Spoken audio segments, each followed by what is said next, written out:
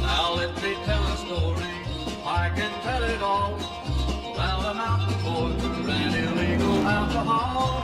His daddy fed him whiskey, the son he drove alone. And when his engine roared, they called the highway Thunder Road. There was thunder, thunder, over Thunder Road. Thunder was his engine and white lights and was his load. There was moonshine, moonshine, quite the devil's work. All they smooth they kill him, but the devil got him.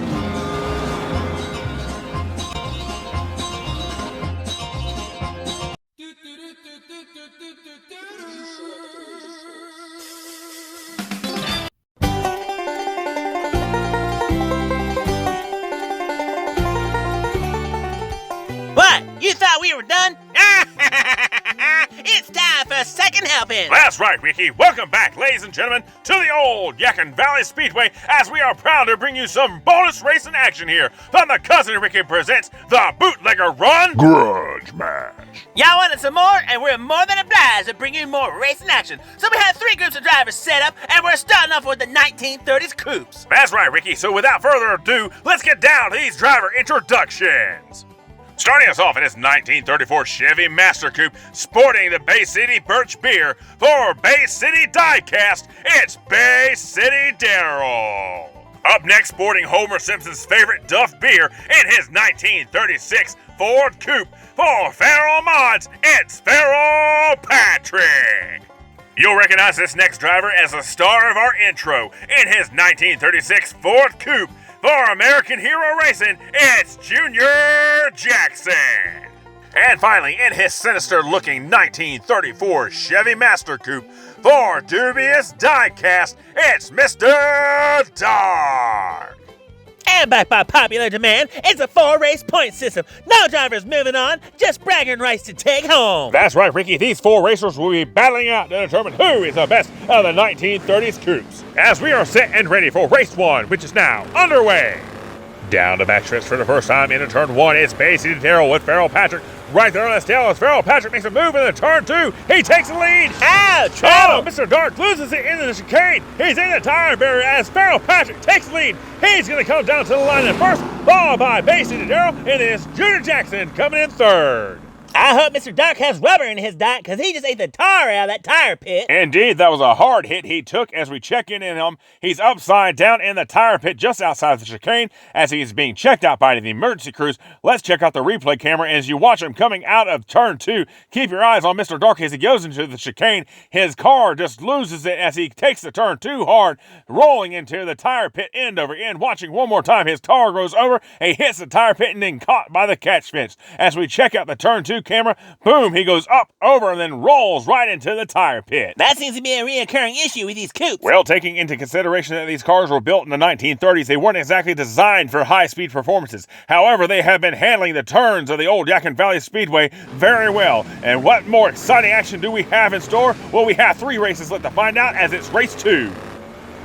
And right out the gate, Farrell Patrick takes off as he leaves the other drivers behind as he's all alone heading into turn 2. As here comes Mr. Dark trying to catch up to him as they head into turn 3. Mr. Dark gets him a bump. He gets turned around. Here they come down to the line. It's going to be Farrell Patrick coming in first with Mr. Dark in second. Then you have Bay City Darrell in third and Junior Jackson bringing up the rear. Whew, talk about using your chrome horn to try to make some moves. Well, as you love to say, Ricky Rubbin is racing, and there was a ton of fender slamming action going on there. As you watch the replay here, you see Farrell Patrick goes on the 2 wheels into the chicane. He loses momentum as now you see Mr. Dark trying his best to catch up to him as they go into turn 3. Mr. Dark comes right up onto Farrell Patrick's bumper as he gives him a tap, tries his best to go on along the inside of him. Mr. Dark gets him turned sideways as they head into turn 4, trying his best to make the pass, but Farrell Patrick shifts it into reverse as they come down to the line. Now you have Bay City Darrell making a move on Mr. Dark as Mr. Dark puts him into the wall as he's able to hang on to that second place spot. And after that wipeout in race 1, those are some very valuable points if he wants to pull out a win in this. That they are, as it puts him on the board, but you have Farrell Patrick sitting on top with 10 points as he's starting to pull away.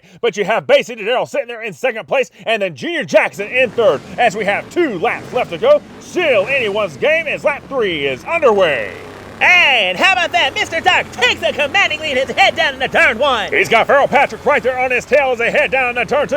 Here comes Oh, not again! Oh, trouble! Mr. Dark is getting turned on his side as the cars are all crashing and coming to a stop. Talk about your total chaos as we have a quadruple DNF. Total chaos indeed as Mr. Dark loses it in the chicane once again as he causes a total wipeout behind him as all the cars pile up with nowhere to go. And as we go to the wipeout cam... Nope, don't call it that. Last thing I need is John Cena coming out here to give us an attitude adjustment. As there you watch Mr. Dark and Feral Patrick both lose it coming out of the chicane. Then you see Junior Jackson slams into him, followed by Bay City Daryl. Watching one more time, here you see Mr. Dark goes into the turn and Feral Patrick both slam into each other on their side. And with all that twisted metal action going on, nobody crossed the line. What does that mean? We gotta restart race 3. That's right, we have to restart race 3, which means no points were given out for that last lap, and the cars go back to their starting positions. Let's see if Mr. Dark and Feral Patrick can keep all 4 on the floor as we are set and ready for the restart of race 3, which is now underway. We need to work on your delivery. What? That was good. It's a work in progress, to say the least. Oh, come on, that was great, and you know it. Anyways, Mr. Dark still has that lead as Feral Patrick is right there. Here comes Junior Jackson challenging as Mr. Dark is still hanging on to that lead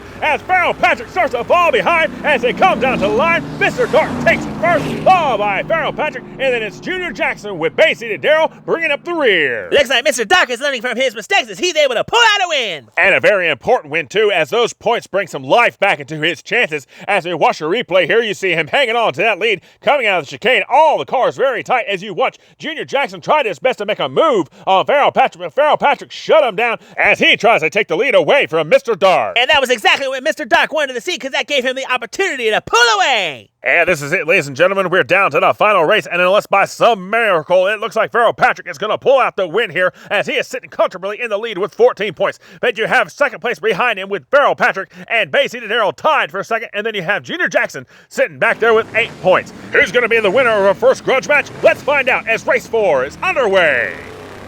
Heading down the backstretch for the final time into turn 1, it's Junior Jackson with a nice lead over the other drivers. Here comes Bay City Daryl with a run as they head into turn 2. He takes the lead. Here comes Junior Jackson fighting back as all this contact behind him. As looks like Bay City Daryl is able to pull away as they come down to the line. It's going to be Bay City Daryl coming in first and Junior Jackson coming in second. As it looks like we had trouble behind him as both Feral Patrick and Mr. Dark were unable to make it to the line. And that's a real shame too because all Feral Patrick had to do was finish this race to win this event. I think Mr. Dark might have done that on purpose. Talk about holding a grudge and taking out on your opponent as Mr. Dark and Feral Patrick are sitting down there at the exit of turn 3 as you watch them coming out of the chicane. Mr. Dark just tries to completely spin around Feral Patrick as they head into turn 3. It looks like he wasn't even trying to win this event. That definitely looked intentional as we watch the turn 3 camera. Here you see him going in as Mr. Dark is using his chrome horn to spin Feral Patrick around, pushing him into the tire barrier as they both come to a stop. Well, Mr. Dark was holding a grudge against Feral Patrick. He definitely did some damage with that record as that DNF brings us to a tie